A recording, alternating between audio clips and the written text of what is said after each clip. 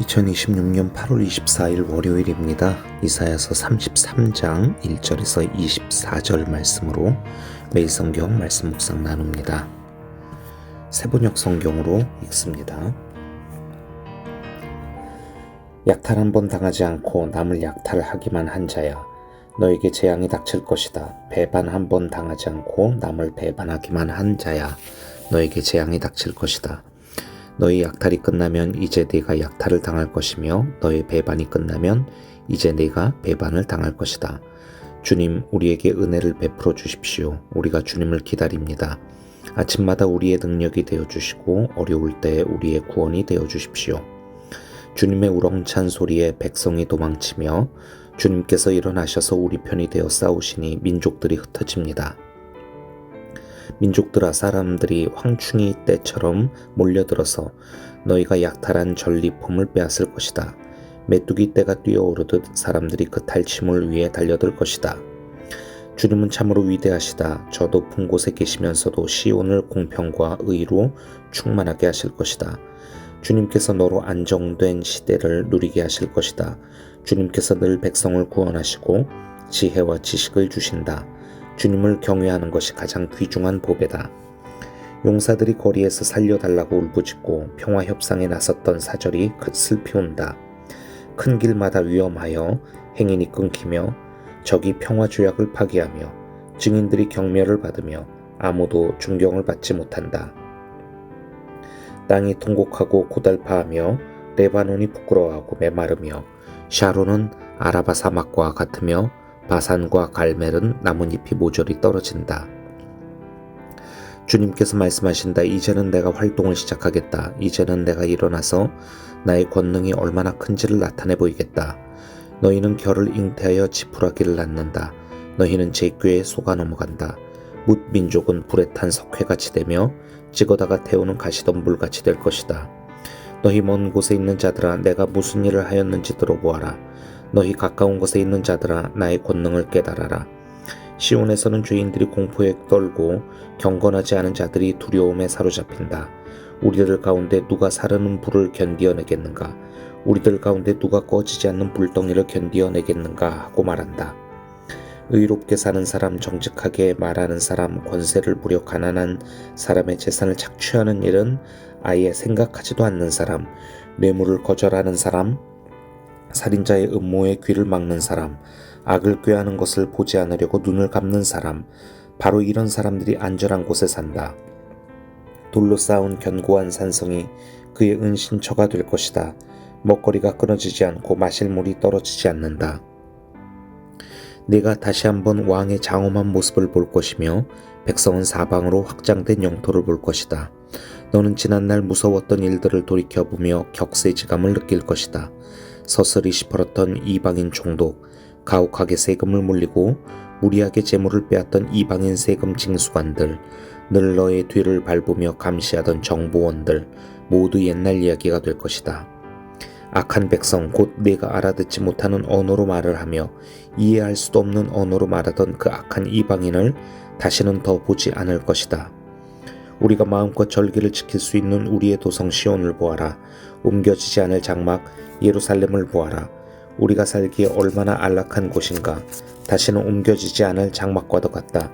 그 말뚝이 영원히 뽑히지 않을 것이며 그 줄이 하나도 끊어지지 않을 것이다. 거기에서는 주님께서 우리의 능력이 되시니 그곳은 마치 드넓은 강과 시내가 흐르는 곳 같겠지만 대적의 배가 그리로 오지 못하고 적군의 군함이 들어올 엄두도 못 낼 것이다. 주님께서는 우리의 재판관이시며 주님께서는 우리에게 법을 세워주시는 분이시며 주님께서는 우리의 왕이시니 우리를 구원하실 분이시다. 그리로 들어오는 배마다 돛대줄이 느슨하여 돛대를 똑바로 세우지 못하고 돛을 펴지도 못할 것이다. 우리는 많은 탈취물을 얻을 것이다. 다리를 저는 사람들까지도 많이 탈취할 것이다. 거기에서는 아무도 내가 병들었다고 말하지 않겠고 거기에서 사는 백성은 죄를 용서받을 것이다. 아시리아의 위협과 이집트에 의지하려던 유다의 정치 외교적 그런 상황들을 배경으로 시작하였던 이 이사야서 28장부터의 이야기가 이제 오늘 본문 33장에서 마무리가 됩니다. 유다는 하나님을 의지하기보다는 이집트와 동맹을 맺어서 그들의 군사력에 그들의 살 길을 찾으려 하였습니다.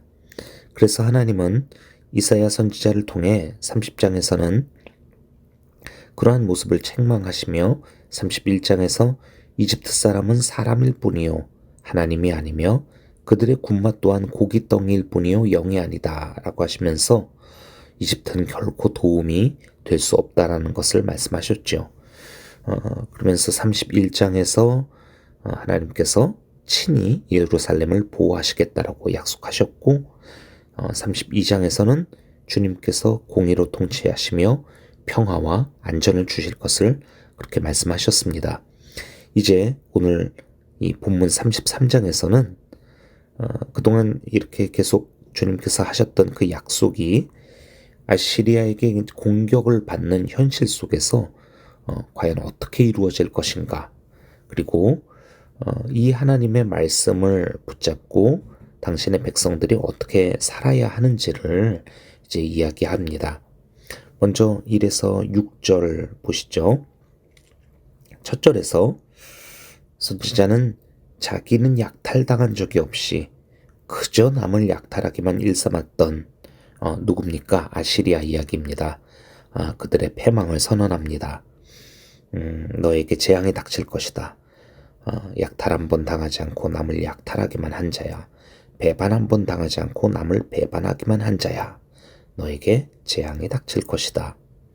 그러면서 2절에서 이렇게 기도하죠. 주님, 우리에게 은혜를 베풀어 주십시오.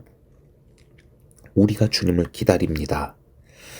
앞서 30장에서 유다의 가장 큰 문제가 뭐냐면 바로 주님을 기다리지 못한다는 것, 그것이었는데 이제 이런 강한 이웃나라와 동맹을 맺는 것보다 주님, 여호와 하나님을 기다리는 것, 이것이야말로 이 유다의 살 길이라는 그런 고백이 되겠습니다.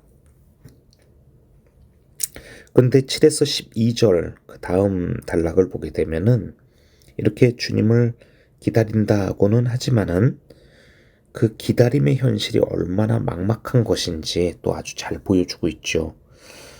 유다의 용사들이 전쟁에 패하여 살려달라고 울부짖고 있습니다. 평화 협상에 나섰던 사절들이 협상에 실패하여 슬피 웁니다. 거리에는 인적이 끊겼고 땅은 완전히 황폐해졌습니다. 그동안 유다가 추구했었던 여러 인간적인 그런 방법들이 완전히 실패한 모습입니다. 그런데 이런 처절한 상황에서 반전이 있죠. 10절에 하나님 말씀입니다. 주님께서 말씀하신다. 이제는 내가 활동을 시작하겠다. 이제는 내가 일어나서 나의 권능이 얼마나 큰지를 나타내 보이겠다. 하나님께서 이제는 내가 라는 말을 이렇게 반복하시면서 지금 사람이 할 수 있는 모든 노력들이 다 끝나버린 이런 지점에서 주님께서 친히 일을 시작하시겠다라고 이렇게 말씀하십니다. 유다가 완전히 망하고 아무것도 할 수 없게 된 바로 이 시점에서 주님은 일하시고 그의 백성들은 자기들을 위해서 하나님께서 일하시는 것을 이제 보게 될 것입니다. 그런데 이렇게 하나님께서 아시리아를 대적하시겠다, 그들을 멸하시겠다, 재앙을 내리겠다 이런 모습을 보면서 유다 입장에서 그냥 마냥 좋아할 일만은 지금 아닙니다. 그들은 거룩하신 하나님이 불로 이렇게 아시리아를 심판하는 모습을 보면서 자기들의 모습 또한 돌아봐야 하는 것이지요. 14절 내용입니다. 시온에서는 죄인들이 공포에 떨고 경건하지 않은 자들이 두려움에 사로잡힌다. 우리들 가운데 누가 사르는 불을 견디어내겠는가? 우리들 가운데 누가 꺼지지 않는 불덩이를 견디어내겠는가 하고 말한다. 그리고 주님을 따르는 의롭고 정직한 자들, 부당한 이익을 거절하고 뇌물과 폭력, 악을 거부하는 자들만이 결국 하나님의 그 안전한 그 품 안에 거하게 될 것이 이제 내용이 나오고 있습니다.